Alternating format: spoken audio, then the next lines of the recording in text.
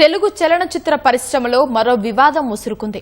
Single screen థియేటర్ల మనుగడ కోసం పర్సెంటేజీ విధానాన్ని అమలు చేయాలని ఫిల్మ్ ఛాంబర్ నిర్ణయించగా ఆ విధానాన్ని పాటించలేమని పలువురు నిర్మాతలతో కూడిన గిల్డ్ అభ్యంతరం వ్యక్తం చేసింది. దీనిపై ఆగ్రహం వ్యక్తం చేస్తున్న ఫిల్మ్ ఛాంబర్ ఈ నెల 30 లోపు పర్సెంటేజ్ విధానాన్ని అమలు చేయకపోతే మే 1 నుంచి సింగిల్ స్క్రీన్లు మూసివేసే ఆలోచనలో ఉన్నట్లు తెలుస్తోంది.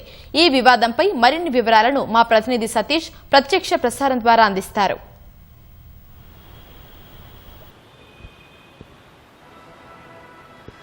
రైట్ ఉమా, తెలంగాణలో సింగిల్ స్క్రీన్లకు సంబంధించి పర్సెంటేజీ విధానాన్ని అమలు చేయాలన్న తెలంగాణ ఫిలిం ఛాంబర్ నిర్ణయంపై సినీ పరిశ్రమలో చర్చనీయాంశంగా మారింది. అయితే ఈ విధానానికి సంబంధించి ఈ తెలంగాణ తెలుగు ఫిలిం ఛాంబర్లో ఉన్నటువంటి గిల్డ్లోని కొంతమంది నిర్మాతలు అభ్యంతరం వ్యక్తం చేశారు. పర్సెంటేజీ విధానాన్ని అమలు చేయలేము, కేవలం అద్దె ప్రాతిపదికనే పాత పద్ధతుల్లోనే అమలు చేయాలని చెప్పేసి వారు ఒక ప్రకటన విడుదల చేయడం జరిగింది. దీని మీద ఆగ్రహం వ్యక్తం చేస్తున్నటువంటి తెలంగాణ ఫిలిం ఛాంబర్ పర్సెంటేజీ విధానంలోనే అయితేనే సింగిల్ స్క్రీన్ థియేటర్ల మనుగడ ఉంటుంది, అద్దె ప్రాతిపదికన నడిపితే సింగిల్ స్క్రీన్ థియేటర్లు మూతపడే అవకాశం ఉంది. ఫలితంగా సామాన్య ప్రేక్షకుడు, మధ్యతరగతి కుటుంబాలు సినిమాకు దూరమయ్యే అవకాశం ఉందని ఆవేదన వ్యక్తం చేస్తున్నారు.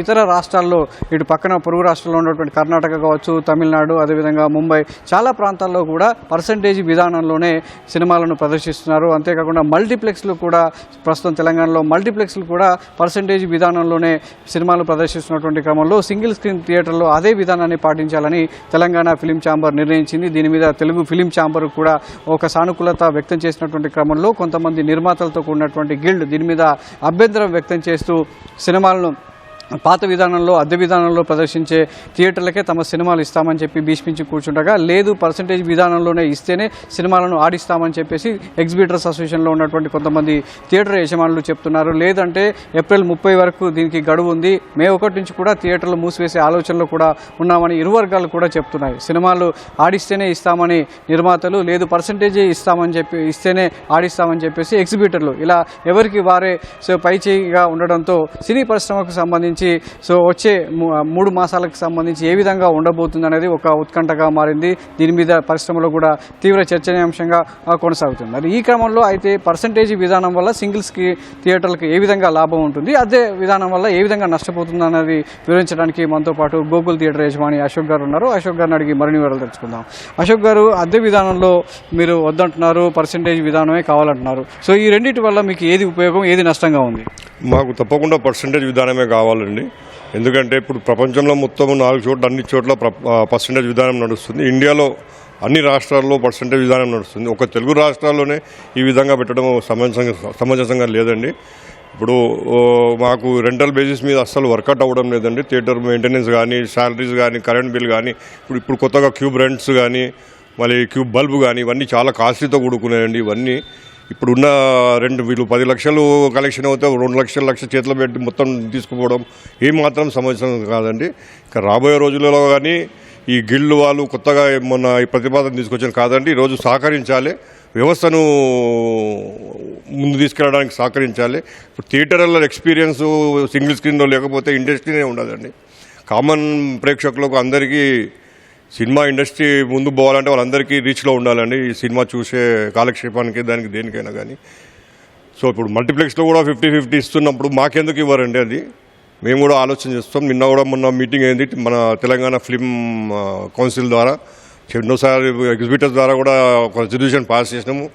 కానీ ఈ మధ్యలో మళ్ళీ వీళ్ళు కొత్తగా వచ్చి మళ్ళీ పర్సంటేజ్ విధానం మేము ఇవ్వలేమంటున్నాం. అదైతే మేము కూడా ఆలోచిస్తున్నామండి. థియేటర్స్ ఉంచాలా, బంద్ చేయాలా, ఏందనేది మా అసోసియేషన్ వాళ్ళు నిర్ణయిస్తారు. దాన్ని బట్టి మేము ముందుకెళ్తామండి.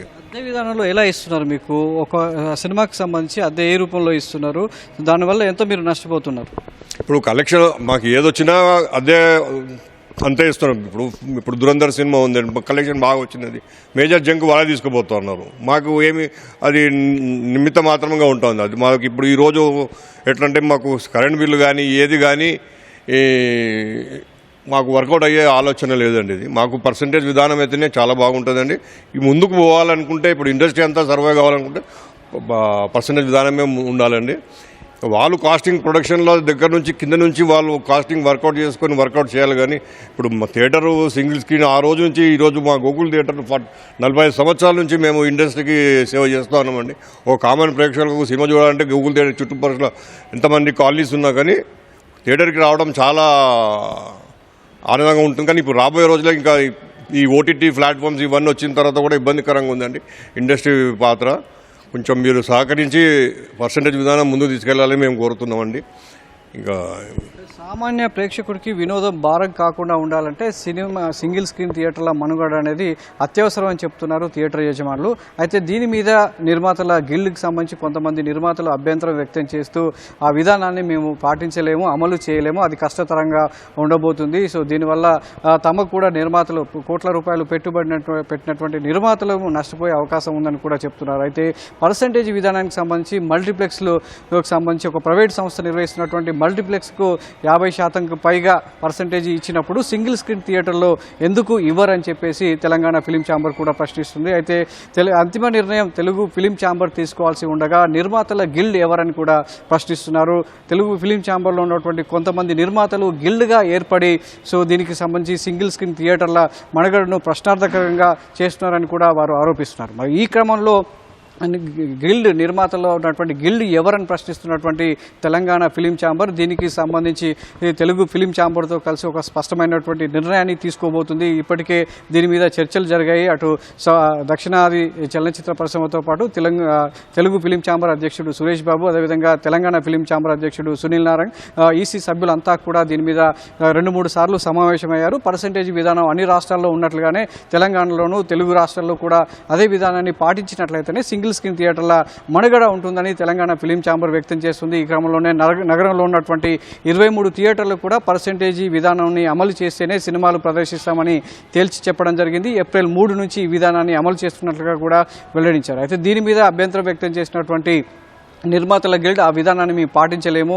పాత విధానంలోనే ఇస్తేనే సినిమా థియేటర్లకు తమ సినిమాలు ఇస్తామని చెప్పి కూడా వారు కూడా స్పష్టం చేయడం జరిగింది. ఇలా ఈ 2 వర్గాలకు సంబంధించి సినిమా వ్యాపారంలో సామాన్య ప్రేక్షకుడు వినోదానికి దూరం కాకుండా ఉండేందుకు సామరస్యపూర్వకంగా ఏదైతే పొరుగు రాష్ట్రాల్లో పర్సంటేజ్ విధానం ఇస్తున్నారో పర్సంటేజ్ విధానం వీరు అడుగుతున్నారు. తెలంగాణ ఫిలిం ఛాంబర్కి సంబంధించి మొదటి వారంలో 60%, రెండో వారంలో 50%, మూడో వారంలో 40% పర్సంటేజ్ విధానాన్ని తెలంగాణ ఫిలిం ఛాంబర్ ప్రతిపాదించగా దీనికి సంబంధించి ఎట్టి పరిస్థితుల్లో పర్సెంటేజ్ విధానానికి ఒప్పుకోవడం లేదని చెప్పి తెలంగాణ నిర్మాతల్లో ఉన్నటువంటి తెలుగు నిర్మాతల్లో ఉన్నటువంటి గిల్డ్ స్పష్టం చేసింది. అయితే తెలుగు ఫిలిం ఛాంబర్ వీటన్నిటికీ ప్రధాన కేంద్రంగా ఉన్నటువంటి తెలుగు ఫిలిం ఛాంబర్ ఎటువైపు ఉంటుంది? ఇప్పటికే ఎగ్జిబిటర్కి సంబంధించి ఒక సానుకూల నిర్ణయాన్ని వ్యక్తం చేసినటువంటి తెలుగు ఫిలిం ఛాంబర్ ఈ పర్సెంటేజ్ విధానం కావచ్చు, థియేటర్ల మనుగడకు సంబంధించి ఏ విధమైనటువంటి స్పష్టమైన నిర్ణయాన్ని వెల్లడించబోతుంది. దాని ద్వారా సామాన్య ప్రేక్షకుడు సింగిల్ థియేటర్లకు వచ్చి సినిమాను ఆస్వాదించే రోజులు వస్తాయా, లేక సింగిల్ థియేటర్లు పూర్తిగా మూతబడి కమర్షియల్ కాంప్లెక్స్ గాను, ఫంక్షన్ హాల్ గాను, లేదంటే ఇతర వ్యాపార కేంద్రాలుగా మారుతాయా?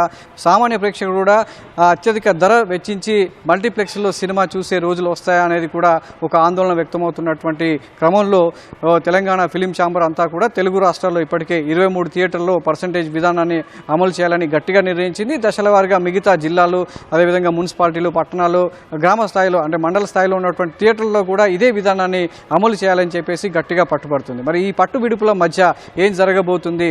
సినిమా ఇండస్ట్రీ లో ఉన్నటువంటి ఈ ఆర్థిక వివాదాల కారణంగా సామాన్య ప్రేక్షకుడికి వినోదం మరింత భారం అవుతుందా లేదా అనేది వేచి చూడాలి. ఓటు స్టూడియోమా.